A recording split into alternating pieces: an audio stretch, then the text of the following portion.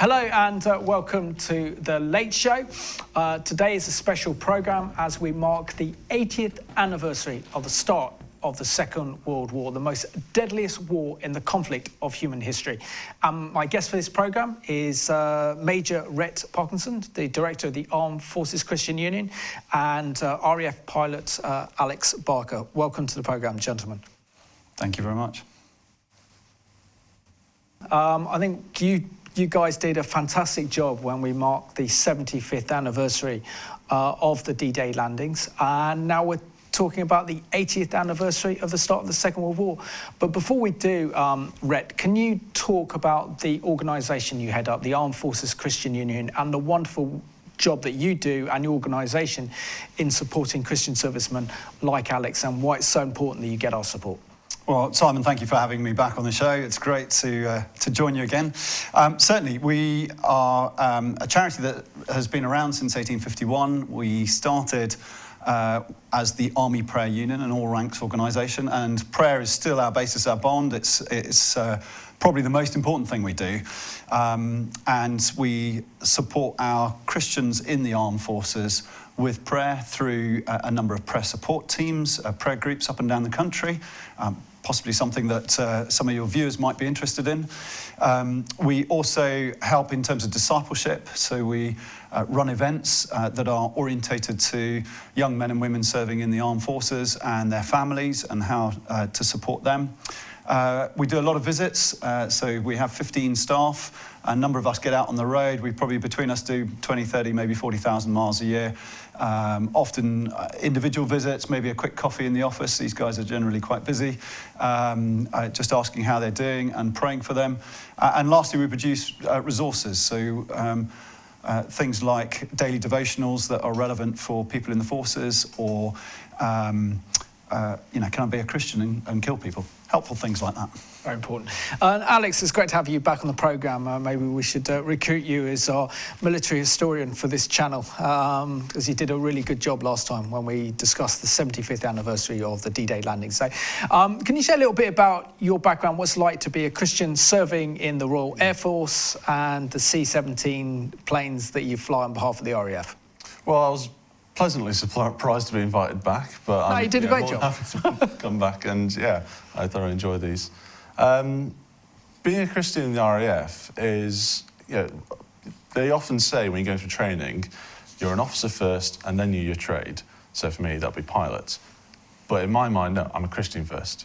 Everything that I do, whether that is work or whether it's pastimes, leisure, or my private life, that comes first. And so no matter what I'm asked to do by the RAF, whether it's currently going through training or wherever I'm asked to go and serve or be based, my faith dictates how I conduct myself on that. And particularly when RAF bases are as far down as in Cornwall, all the way up to the top of Scotland, you're moving so often. To have a military community of Christians there readily available to pray for you, to talk to support you and to meet, the Armed Forces Christian Union is second to none, really. Superb. There you go. Fantastic work. Rhett, now, we are here to mark what history has only described as, according to my notes here, the bloodiest and deadliest military conflict in the history of humanity, in which 30 countries took part and resulted in the death of between 70 and 85 million people worldwide, that lasted 6 years. Of course, I'm talking about the Second World War. Why is it so important and vital that we still remember the sacrifice paid by our armed forces that fought for our freedoms over 80 years ago? Well, I think your last comment there about fighting for freedom, that is a huge sacrifice. Clearly, the Second World War and before it the First World War really defined much of what happens today. The superpowers of America and Russia and increasingly China, they've been shaped and come out of the Second World War. And I think the importance, even in Britain, the way that we have our freedoms, the democracy that we enjoy, really is based on having fought and won the Second World War. So without it, life, or had we not fought it and won it, life would look very, very different for us today. And I think that's why it's crucial that we remember those, and many of them, it's still in living memory. So there's still a few veterans around.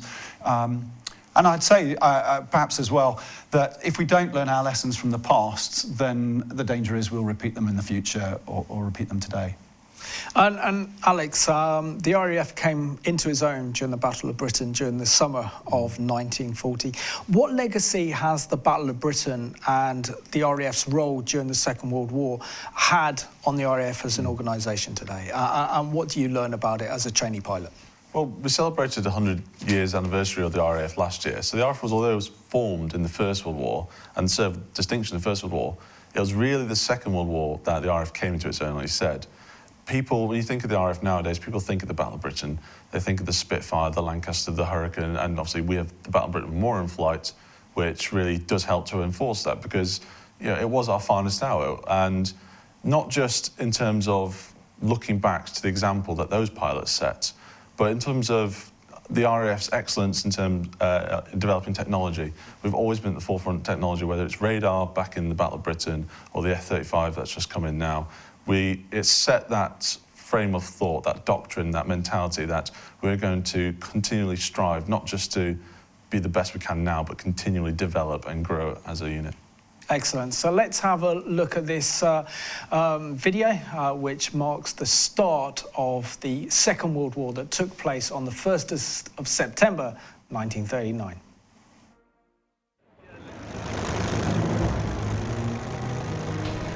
During the afternoon of August 31st, 1939, German forces made their final preparations for the invasion of Poland. Air crews studied their targets. Tanks moved to their assault positions.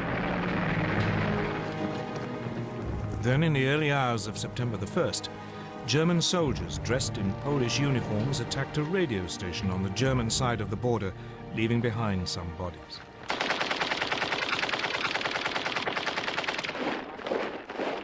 This was the aggression which Hitler later used to justify his attack.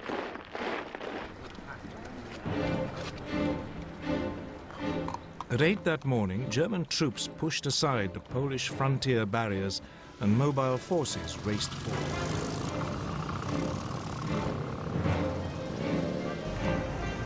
2 days later, on September the 3rd, Britain and France declared war, honoring their promise to stand by Poland.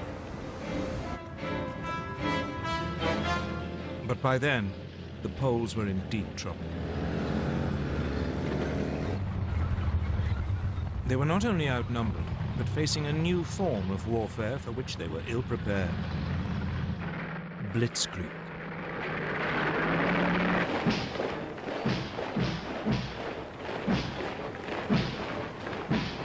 In 1939, the German army consisted of 1.5 million men. Its elite were the panzers, tanks, 6 armored divisions and 4 light divisions intended for reconnaissance, a total of 2,400 tanks. These had been designed to break through an enemy's defenses and strike deep, cutting communications and spreading confusion. Enemy strong points would be bypassed, left to the following infantry to mop up.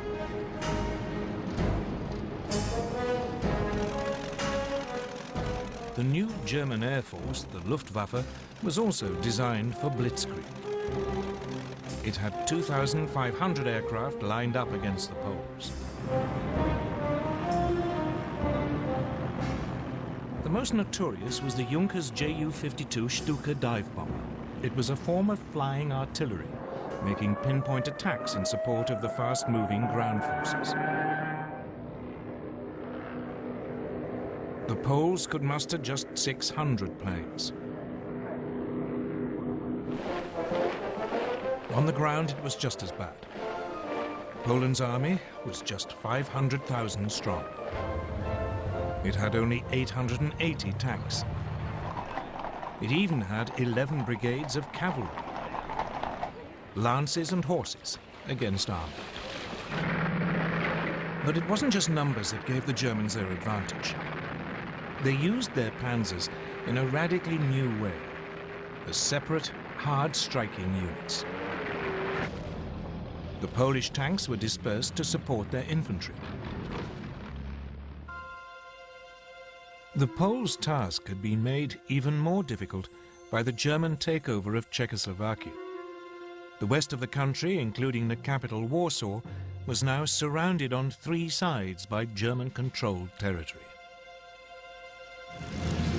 This geographical advantage was essential to Germany's grand plan. The task of the first thrust of the tanks was to create an initial breakthrough. But actually winning the war depended on deep pincer movements designed to surround and crush the enemy.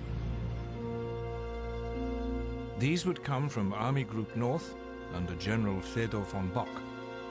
He would launch 2 thrusts from northeast Germany and East Prussia. Army Group South under General Gerd von Rundstedt would launch 2 more from Silesia and Slovakia.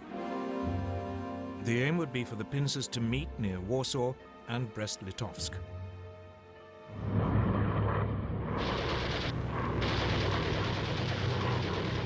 From the start, it went well for the Germans.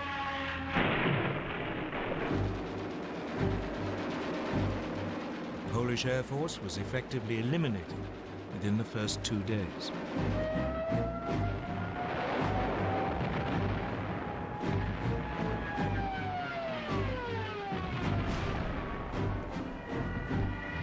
The panzers cut through and struck deep. And the Stukas and medium bombers proved devastatingly effective.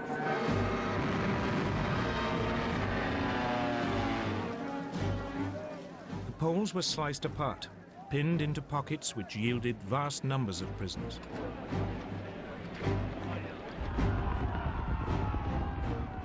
Legend has it that some Polish cavalry units gallantly tried to attack the panzers, but it was futile.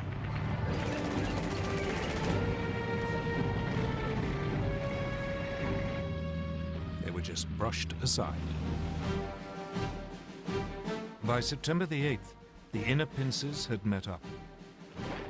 German troops were advancing on the outskirts of Warsaw.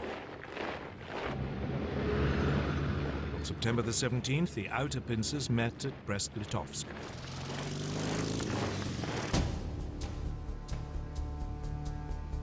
On the same day, Soviet forces crossed the eastern Polish frontier as part of the agreement reached between Hitler and Stalin in the Nazi-Soviet pact. A reminder of the world-changing events that took place exactly 80 years ago. Rhett, before we really talk about the start of the Second World War, it's imperative, isn't it, that we talk about the First World War and its impact, particularly on the French and British policies at the time, a policy known as appeasement, as we saw that throughout the 1930s, Neville Chamberlain did nothing but appease Hitler. How was that catastrophic in terms of preparing Britain for war against Germany? Well, I think it's very easy for us to sit here with 2020 hindsight and say, you know, Chamberlain was weak, he was wrong to negotiate with Hitler. We see things, you know, quite with clarity and with perfect knowledge. I think at the time we have to remember this is less than 21 years since the end of the First World War, since November 1918, and the devastation that had wrought on practically every single village and town and city which had lost any number of people. So pretty much most of the population in Britain had been directly affected in a very bloody, very static, largely speaking, First World War. And I think that shaped much of what went on in terms of politics. There was a reluctance to even think about going back to a global or a significant high-intensity conflict we were also seriously distracted at the time because we were still trying to hold on to what was left of empire. And so our military really was orientated to policing the empire. We had a relatively small Army, Navy, and Air Force that much smaller. Certainly, the Army and the Navy had never been bigger up to 1918, and had declined significantly. Cost was a huge issue. So to have very large armed forces was enormously expensive. And I think from a Christian perspective, just the whole just war theory, the last resort is to go to war. It is an extension of war by other means, as a dead Prussian von Clausewitz said. But it is. I think there was a huge reluctance, even more so perhaps even than today, to go into conflict because they knew what that looked like, and they were reluctant to go back into that. So. I have some sympathy, actually, with Neville Chamberlain and with others, and yet at the same time, I think the sheer evil nature of the fascist regimes, not just Nazi Germany, they were the most successful, but Mussolini, with the Spanish Civil War going on, with various other conflicts going on throughout the 1930s. Throughout the world, it wasn't as black and white as we now see it, looking back with 80 years of hindsight. Absolutely. And Alex, when we look at Germany, we know that Germany paid a heavy price after the First World War, particularly with the Treaty of Versailles, in which Germany had to pay huge financial contributions to both the French and the British for their part in the First World War.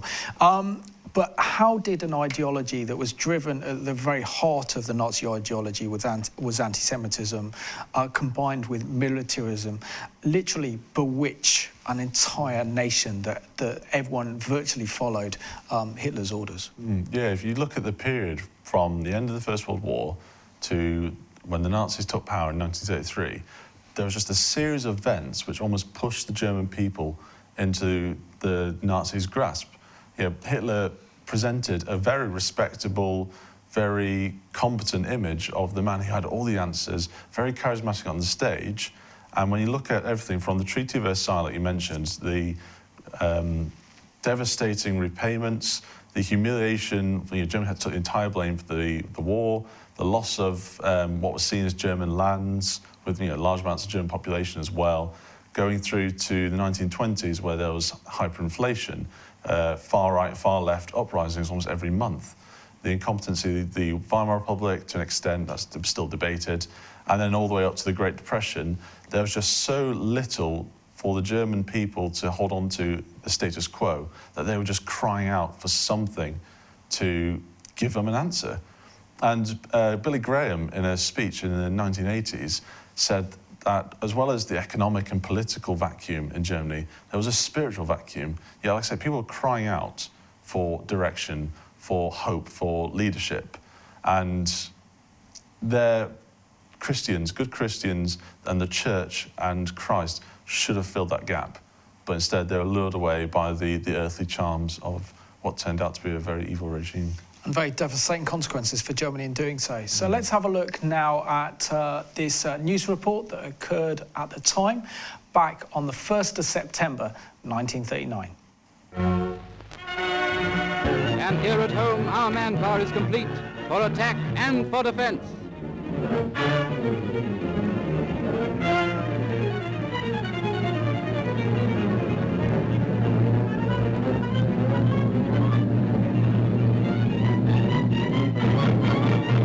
Everything we do is inspired by the absolute conviction that a great evil must be removed from the world. That evil is the spirit of faithlessness, of intolerance, of bullying, and of senseless criminal ambition embodied in Hitler and all those who surround him. That conviction is stronger even than the horror of the knowledge that civilized man must tackle the same task twice in 25 years. That task will be done again, cost us what it may. And this time it will be accomplished in such a way that our children will not have to do it over again.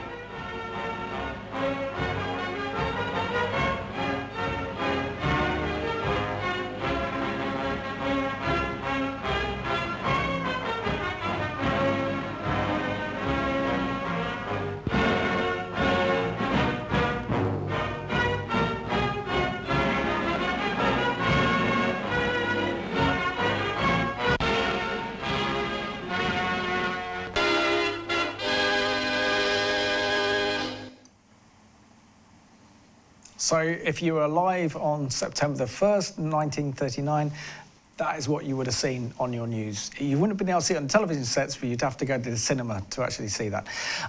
Rhett, we saw there, which I love, those news archives that's 80 years old, which is extraordinary. But in terms of the war, it took Britain by surprise, and the British weren't actually really prepared, were they, to actually confront Hitler, and because of the treaty they signed with the Poles means that both France and Britain had to come to the defence of Poland. So really what I'm kind of asking is, if it was Winston Churchill throughout the 1930s who was raising the alarm about German militarism, and the huge build-up of its armed forces, and yet how prepared were we to fight this war against the Germans? I think it's fair to say we were woefully prepared.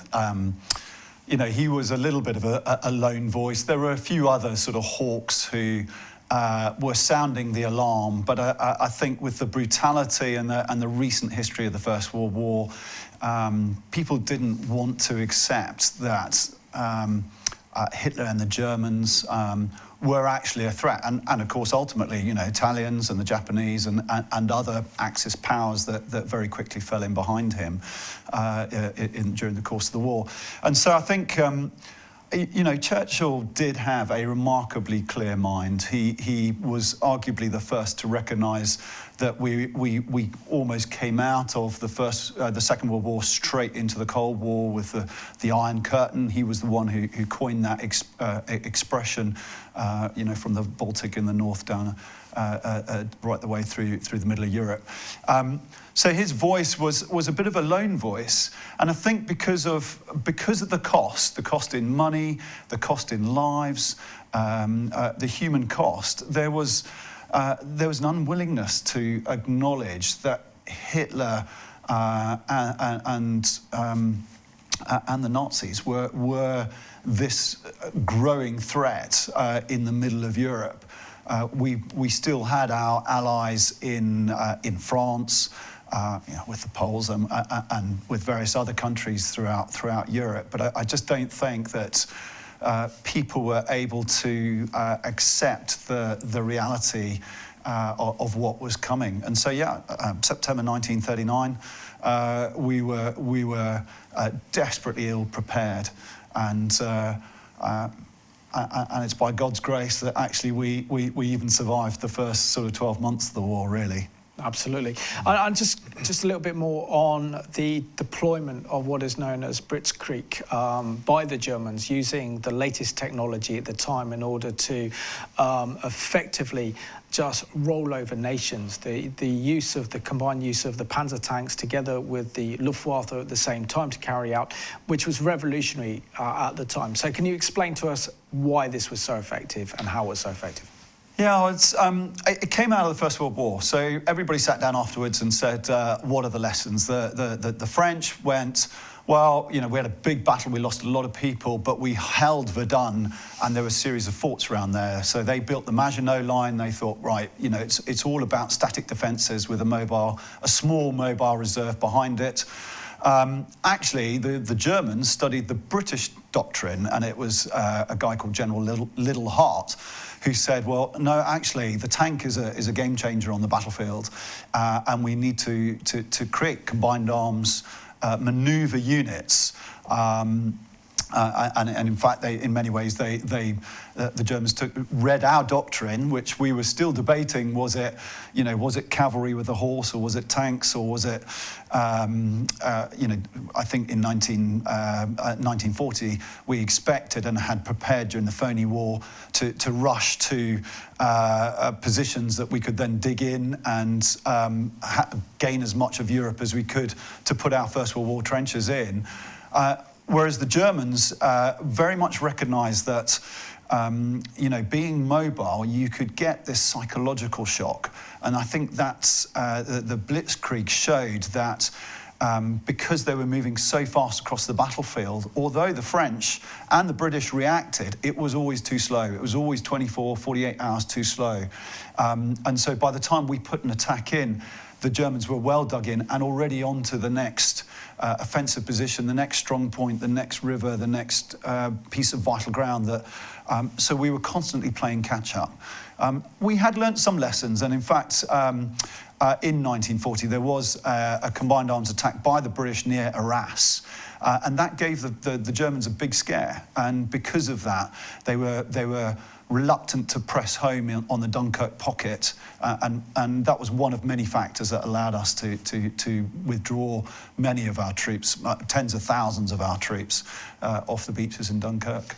And Alex, talking about the spring of 1940, we saw that the Germans just swept through Belgium, swept through the Netherlands, swept through France, and yet France was the most well-equipped, had the most up-to-date military technology at the time. So how was France able to just be overrun so quickly by the Nazi forces? Well, one of the biggest factors was that the Germans went through the Low Countries. You know, they'd obviously done that play similarly in the First World War, but the big factor was the Ardennes forest, which was generally accepted to be impassable by large armies and particularly tanks. But the Germans found a way through. Their panzer divisions went straight through the Ardennes forest and popped out where no one was expecting them to.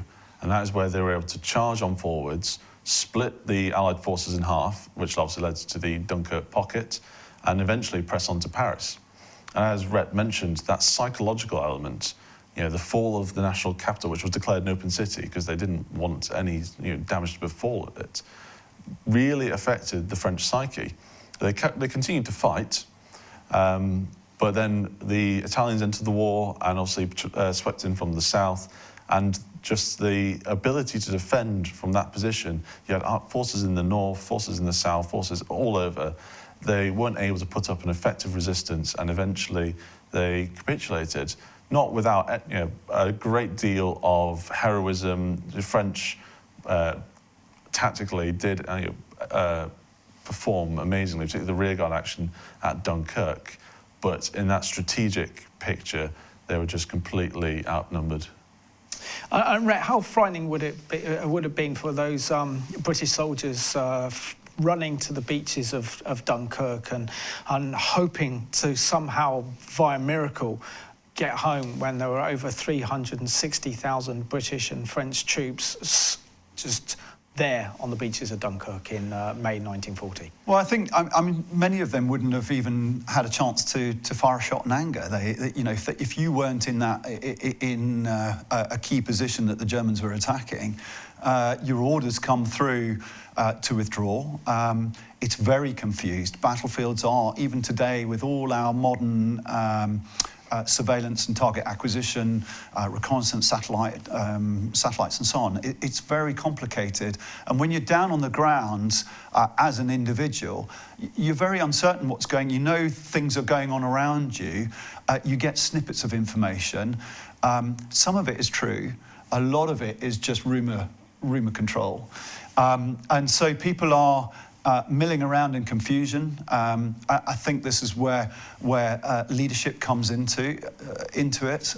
Some leadership, 1940 was very effective and good, and arguably it was the discipline of both the British and French and other troops that managed to hold on as long as it did.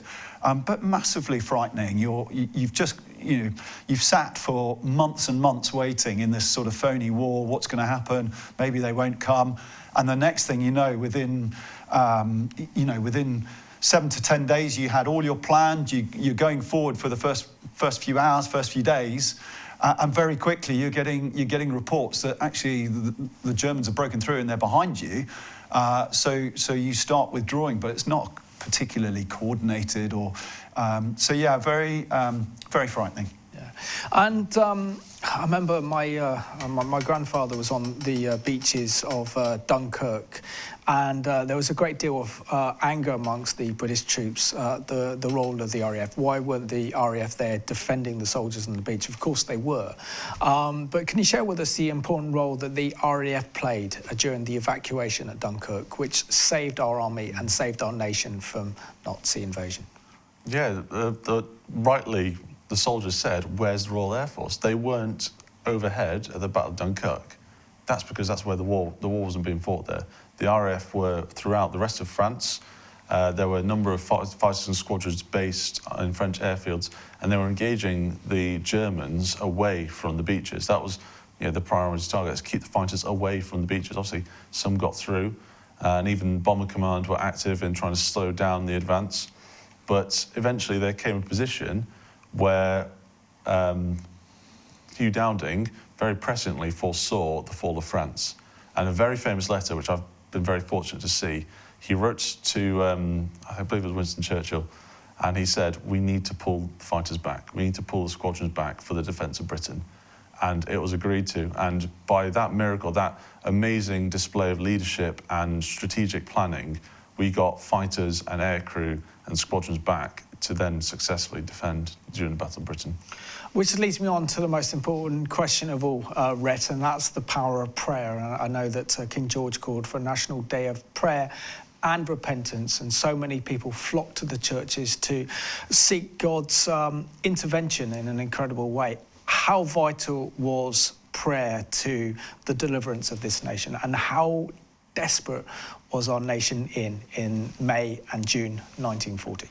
I think we realistically recognised that our backs were completely against the wall. Our army were trapped and cut off from the rest of France in Dunkirk. Dunkirk's a small port, it's not a major port. You can't get lots of ships in and out easily and quickly.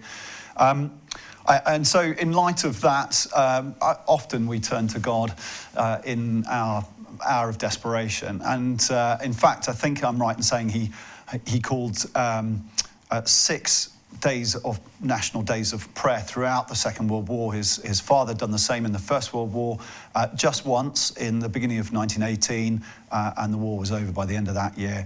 And what happened effectively, apparently the churches were absolutely packed, there were queues to get in, people were crying out to God. And for the 10 or so days that Operation Dynamo ran, which was the coordination of all the little boats going across, any available basically boat in the south of England was sent across to Dunkirk, and they were the ones carrying the troops from the beaches out to the destroyers and other ships that were being used to bring them back across the channel. It was unnaturally calm. Unusually for that time of year, it can be quite, as we were talking about a couple of months ago with D-Day, great big storms in June. The channel in 1940, end of May, early June, was flat calm, and it allowed us to get the bulk of those 300,000 plus troops, both British and French, off the beaches. Incredible.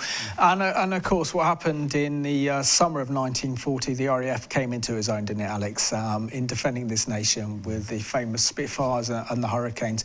Can you share with us how, with the help of radar, the RAF really did come into its own, and we really owe our freedom and the reason why we weren't invaded to the incredible bravery and the courage of RAF pilots? Yeah, Winston Churchill summed it up when it said it was our finest hour.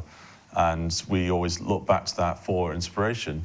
I mentioned Hugh Dowding, and we've got so much to thank for him, because going back into the 1930s, he pioneered what became known as the Dowding system, which was the chain of radars linked to central control command units and then out to the squadrons, which was then able to coordinate the RAF war in the air. So when the Germans came over for a raid, we were able to select which squadrons were available, where to send them exactly, thanks to the benefit of radar.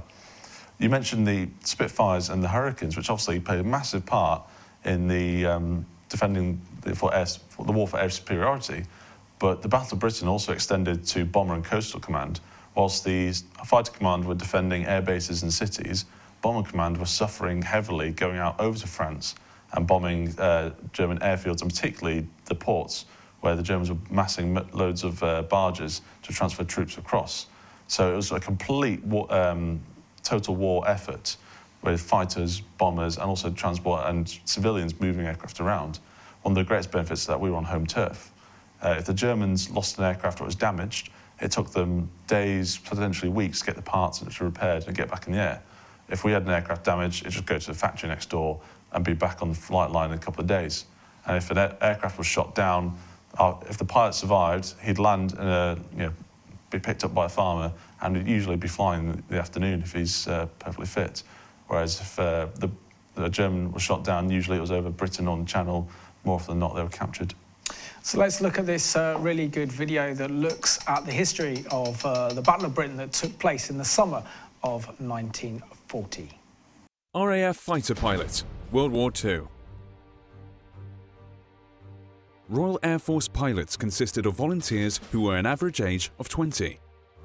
Most volunteered because they were excited by the idea of flying Britain's brand new monoplanes, the Hawker Hurricane and the Supermarine Spitfire, while some saw it as an opportunity to become the envy of others. Pilot training was done in several phases, the first being initial training, in which cadets went through topics such as mathematics, navigation, and the principles of flying. In the following phases, pilots went over the basics of flying, then moved on to flying more powerful aircraft. Once completed, the pilots would finish with a final examination and advanced training. On average, it took 200 to 320 flying hours, or 18 months to 2 years, for a pilot to gain his wings.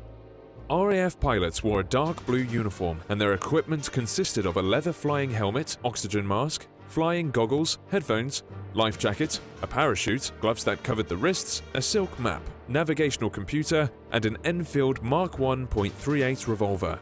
After the outbreak of World War II in September of 1939, the Royal Air Force was sent to France. However, the fighter pilots wouldn't see much action until Operation Dynamo in May 1940. During the evacuation, the Royal Air Force was outmatched and outnumbered by the battle-experienced German fighter pilots. However, the British fighter pilots were able to give enough cover to the evacuating troops, helping the BEF reach Britain, even if their distance from the beach gave an impression to the army that they were absent. After Operation Dynamo, the Royal Air Force rapidly expanded by gaining many new volunteer pilots from other countries. So many that, during the Battle of Britain, 20% of the Royal Air Force's fighter pilots were foreign. 1 in 10 were from Commonwealth nations, such as Canada, Australia and New Zealand, while others came from Nazi-occupied nations in Europe, including Czechs, Poles, French and Belgians. The Polish made up the largest of these forces, and were the most motivated to fight and take revenge, as they had fought the Luftwaffe during the German invasion of Poland and the Battle of France. Polish pilots gained a reputation of getting close to the enemy aircraft at point-blank range in order to effectively destroy them. The Battle of Britain would be the toughest test for the RAF fighter pilots. Germany sent 3 air fleets to achieve air superiority in advance for the naval invasion of the British Isles. Due to the German air bases in France, Britain could be hit by several raids in a day. As a result, most RAF squadrons had to scramble to meet the Luftwaffe on short notice, but they were assisted greatly by radar which detected enemy fighters early on. In the aircraft, the pilot would sit in a confined cockpit under a plexiglass canopy with their feet on the rudder control pedals, right hand on the control stick and left hand on the throttle. To look around, the pilots could only move their neck or the whole aircraft. Pilots had to keep a tight Vic formation of 3 aircraft insisted on by Fighter Command. However, veteran pilots started abandoning the Vic formations altogether, attacking the enemy as aggressively as possible. Outnumbered 5 to 1, an RAF fighter pilot feared being dived upon by German aircraft, which would fire upon them from the back of the formations, and then use their high speed to get away before the British pilots could react. Most pilots feared that their plane would catch fire during flight or in combat. If a British pilot had to bail out or make a crash landing, he did have the advantage of landing in friendly territory. For his enemy, meanwhile, it was a different story. When a dogfight would ensue, with both fighter planes trying to outmaneuver the other while firing short bursts, an effective pilot needed to have sharp flying skills, good eyesight, and fast reaction speeds. The Luftwaffe's focus on night raids in October were particularly destructive to British cities, but the RAF had developed night fighters with airborne intercept radar sets to engage them. Night patrols were adding to the increased exhaustion for the RAF pilots, but mounting German losses forced Germany to abandon the Battle of Britain, realizing it could not defeat the RAF. The RAF airmen who fought in the Battle of Britain and defended Britain from German attack would be praised as the few by Churchill. He would say in a speech, "Never in the field of human conflict was so much owed by so many to so few.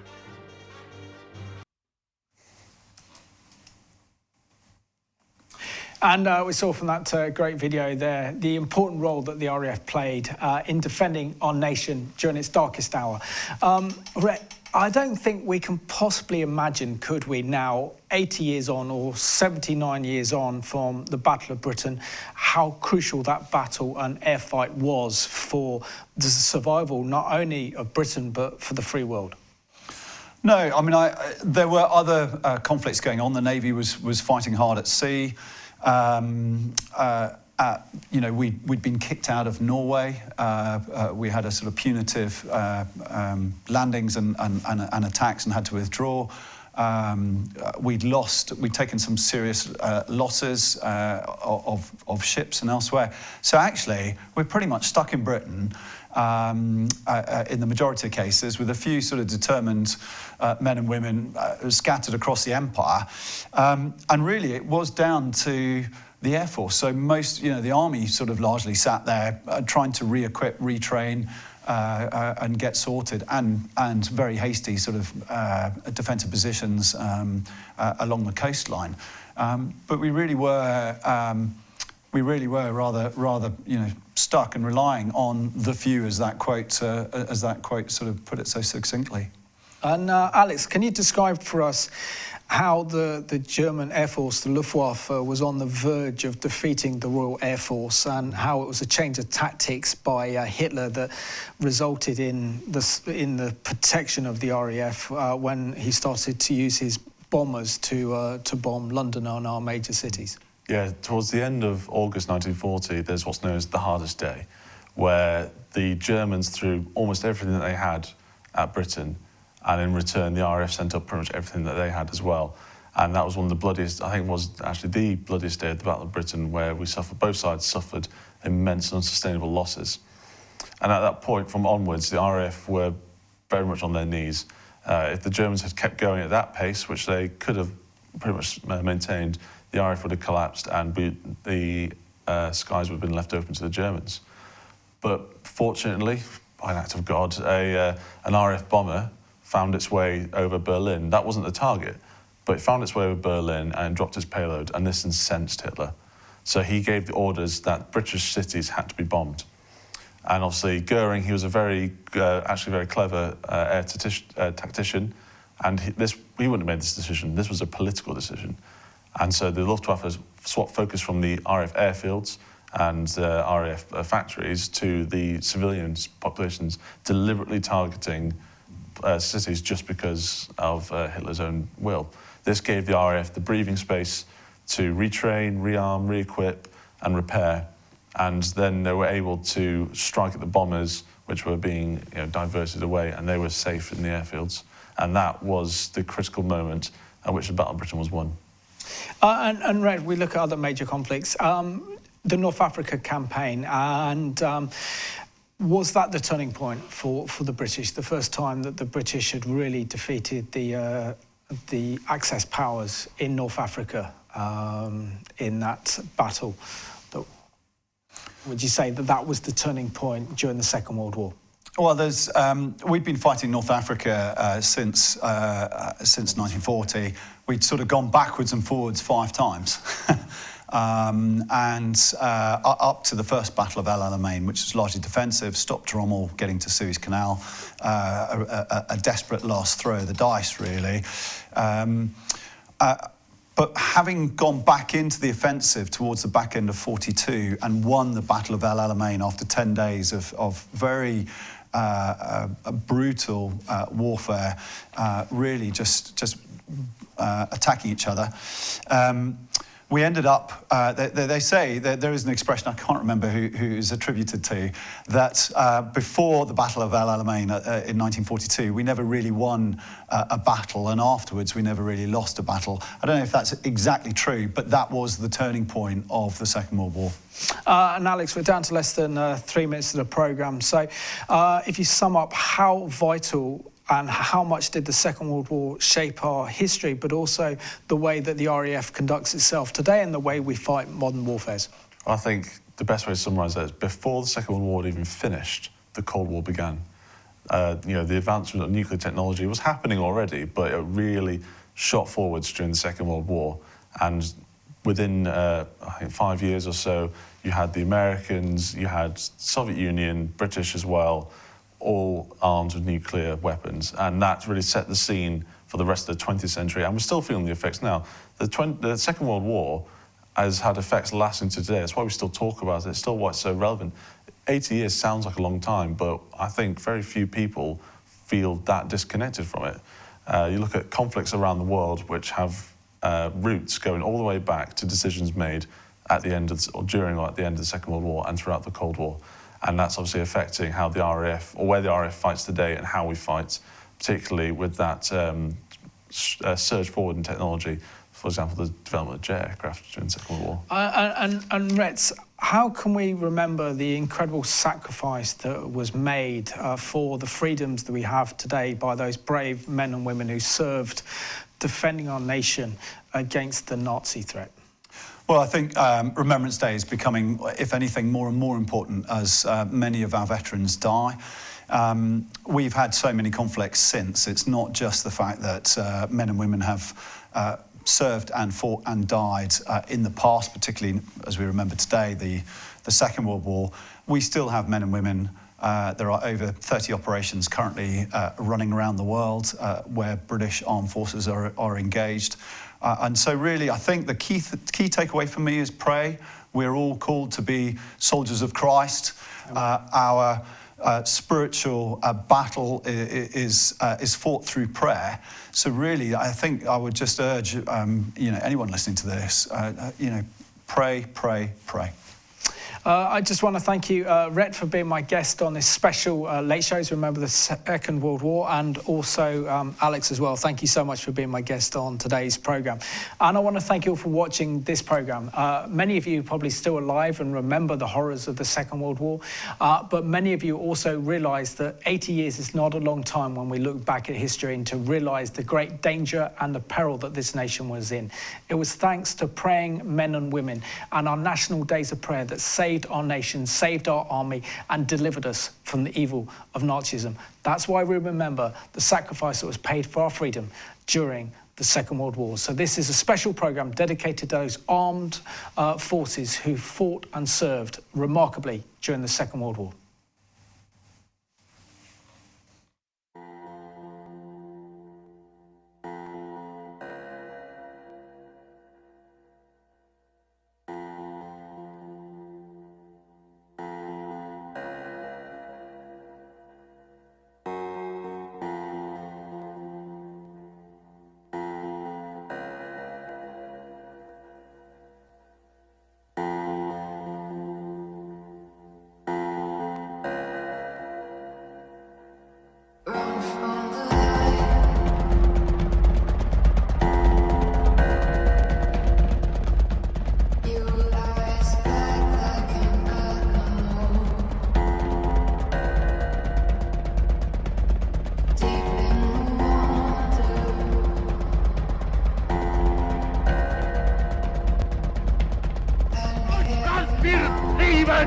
Deutschland wird etwas de la patrie commande à tous les Français libres de continuer le combat là où ils seront.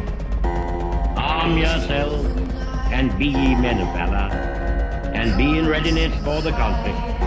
For it is better for us to perish in battle than to look upon the outrage of our nation.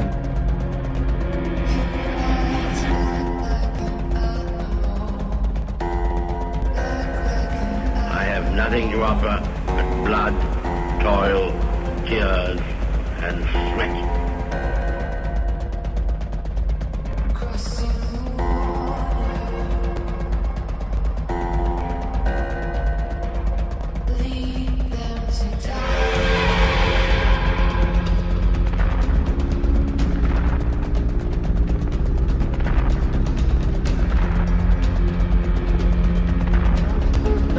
Славная Родина, ее свобода, ее независимость.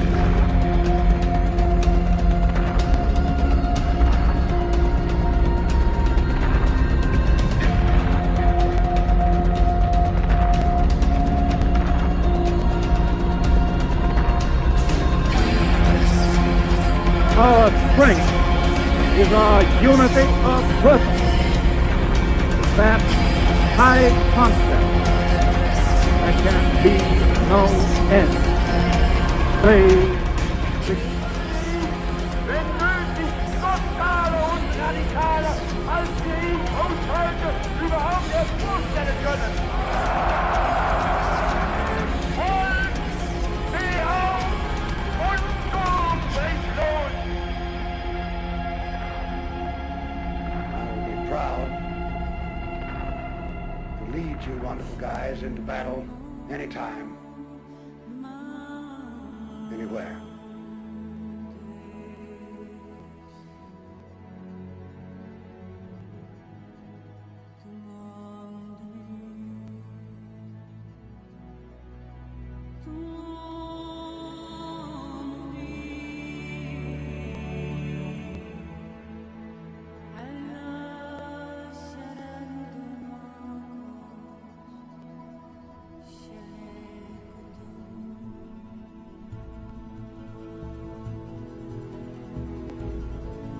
We shall fight on the seas and oceans.